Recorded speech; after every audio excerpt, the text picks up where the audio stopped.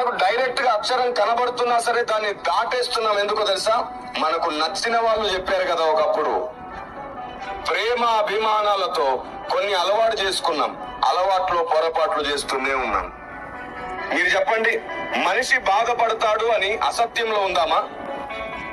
మనిషి బాధపడతాడు అని దేవుని చిత్తానికి దూరం అవుదామా? అదే నిజమైతే రేపు న్యాయపీఠం ముందు దేవుడు తప్పకుండా నీకు అవకాశం ఇవ్వకపోతే నీ పరిస్థితి ఏమిటి? నువ్వెవరో నాకు తెలియదు అంటే పరిస్థితి ఏమిటి?